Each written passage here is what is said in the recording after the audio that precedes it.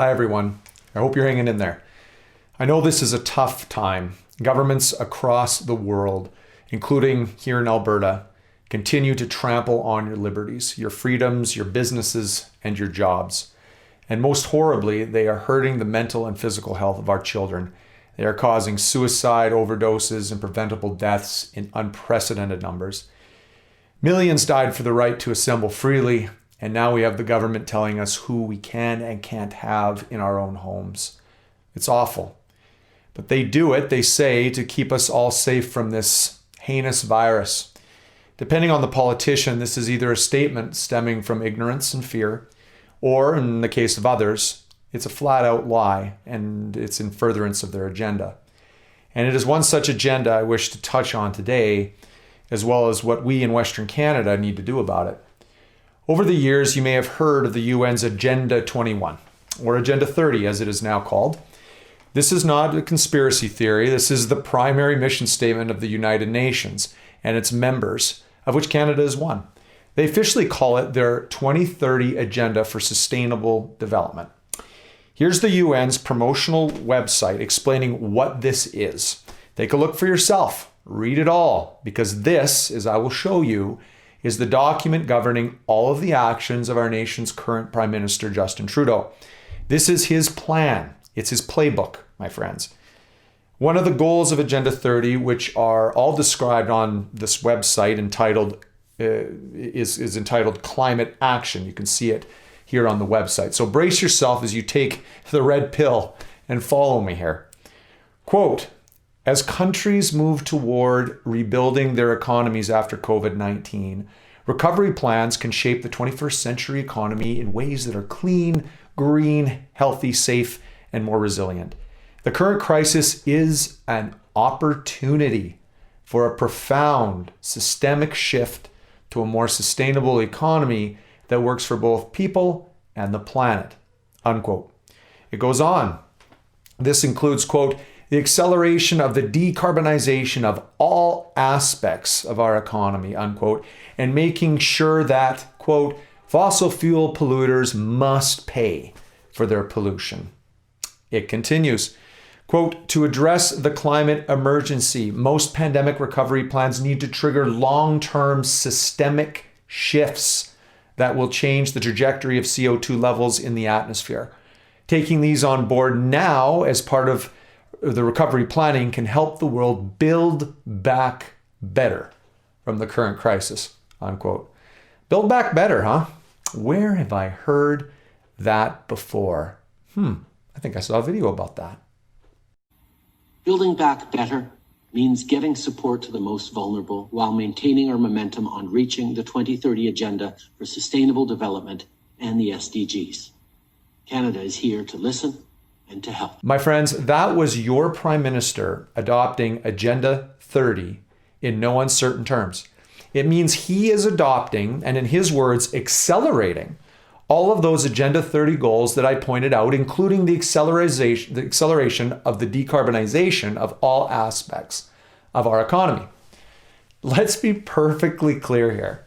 The stated objective of Justin Trudeau's Liberals, from his own mouth during the campaign, I remind you, is to accelerate the phase out of the West's energy industry.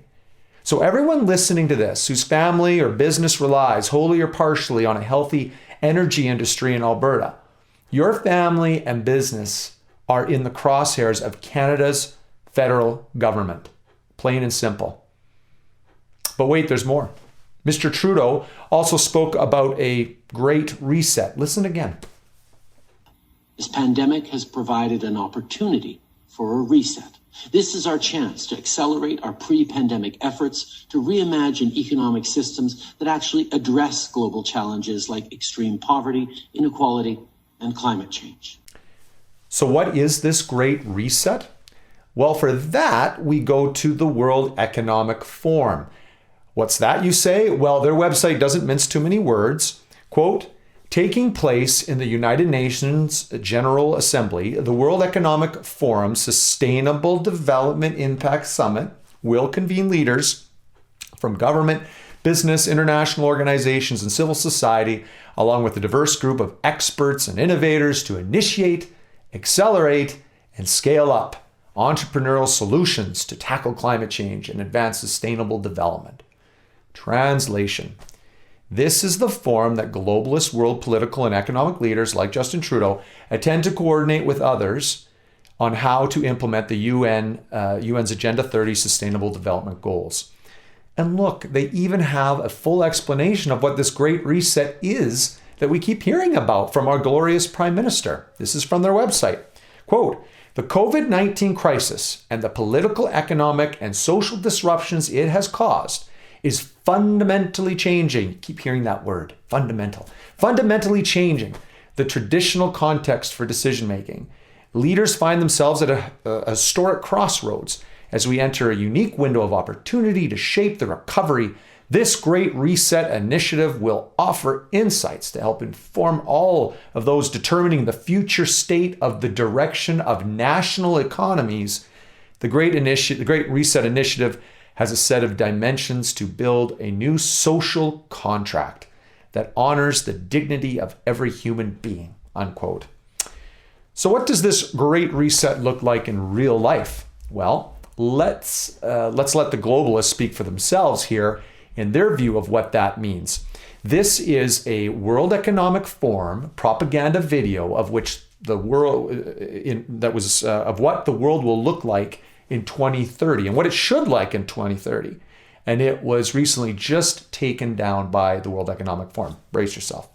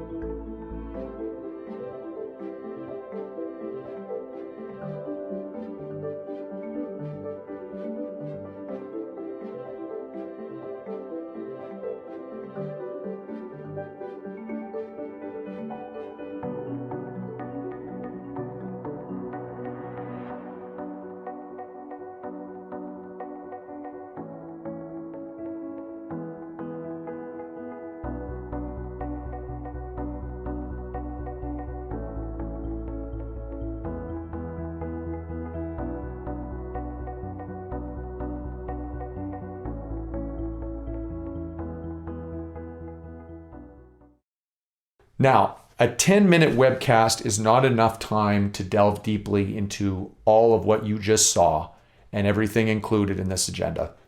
But let's be clear what the United Nations and their economic arm, the World Economic Forum, are working on here.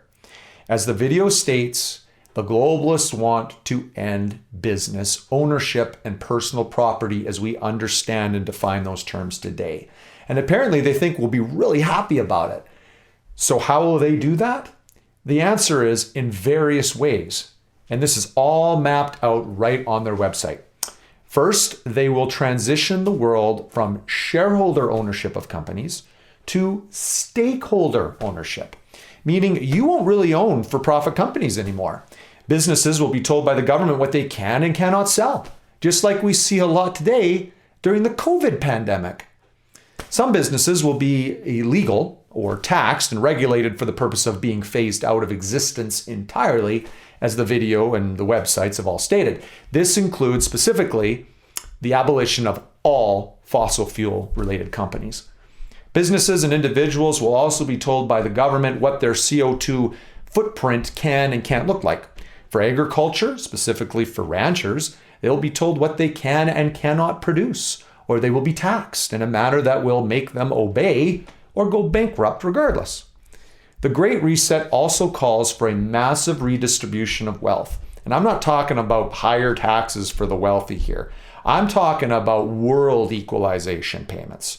Much like Alberta has spent tens of billions to give to Quebec and the Maritimes to support their poorly run social programs and economies, countries and businesses with more wealth will be compelled to share that wealth with poor countries and unprofitable and corrupt governments and industries. Further, the UN and other globalist organizations will be given power over the economies and governance of the world, effectively, of the world's nations. Effectively, you will no longer really vote for a representative in a government body that has any real power over the most important aspects of your lives.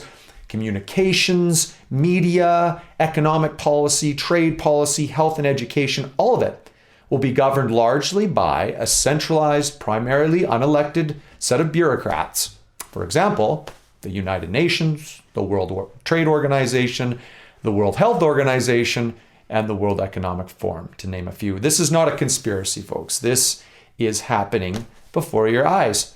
And let's call this what it is. The Great Reset is designed to usher in an era of global, quasi-democratic socialism for the purpose, they will tell you, of saving the world from the climate crisis and the evil imbalances and injustices of capitalism. You can stick your head in the ground on this, but if you do, you're going to wake up one day to find out the liberties and freedoms you had at one time and that your parents had are gone, as well as your savings, your wealth, your business, and a whole lot more. So what do we do out here in Western Canada? How do we fight against a movement so vast, coordinated, and powerful? First off, do not be silenced any longer. Don't be shouted down by the left-wing media, the billionaire-backed organizations and social media companies, our leftist politicians. You must speak up to your elected officials and to family and to friends. Get groups of like-minded individuals together and join local, provincial, and federal constituency and riding associations. Make sure your mayors, your MLAs, your MPs are not part of this movement and vote them out immediately if they are. Run for office if need be, especially in the upcoming municipal elections where so many of these Agenda 30 policies often creep into our communities. Talk about the dangers of Agenda 30 with politicians and community leaders. Demand your leaders push back and fight this movement at every turn. And what should we and they be fighting for as an example?